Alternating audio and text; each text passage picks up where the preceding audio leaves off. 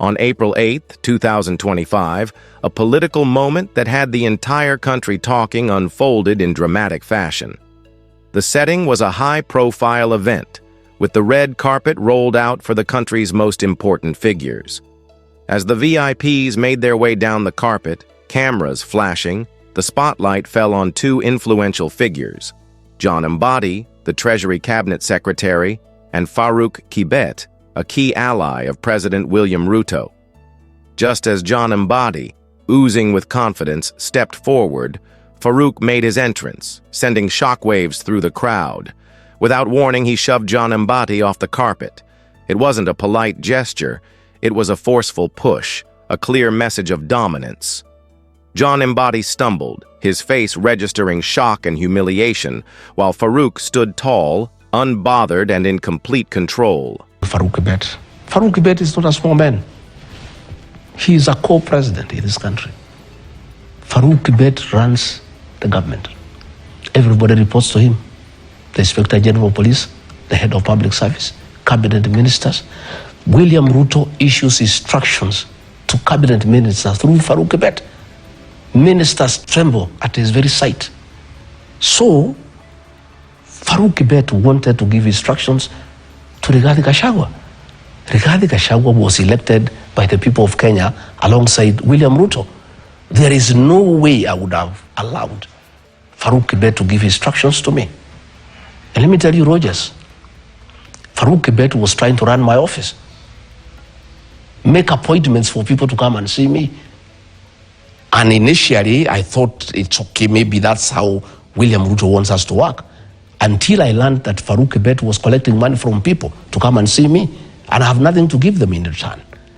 And I went and I told the president, Mr. President, I'm your principal assistant. Please, your personal assistant cannot give me instructions. And if you want to give me any instructions, you give them yourself and I obey them to the letter. But you cannot use your PA to order me around. And your PA is taking advantage to make money from people. And I told you, Mr. President, for your information, because I'm your advisor in this matter, I will be failing in my duty if I don't advise you and tell you what is happening. Okay. All the people Farouk Kibet is clearing to come and see you, he's collecting money. And there's hue and cry in town. And State House is getting very disrespected because it has become a center of corruption. All appointments of people coming to see you, Kibet is collecting money. And Mr. President, I think you need to check this. With video and shared widely across social media, sparking a storm of reactions from Kenyans. Farouk Kibet, often seen as the power behind President Ruto, is known for his ability to control situations behind the scenes. This moment was no exception. It was a stark reminder of his influence and the grip he holds within the government. For John Mbadi, this public humiliation stung deeply. As the Treasury boss, a figure who has navigated political tensions and held a critical role in the government, being shoved aside in front of the cameras was a severe blow to his image. But for Farouk, this wasn't about the red carpet. It was a strategic move, a way of showing the world who truly holds the power.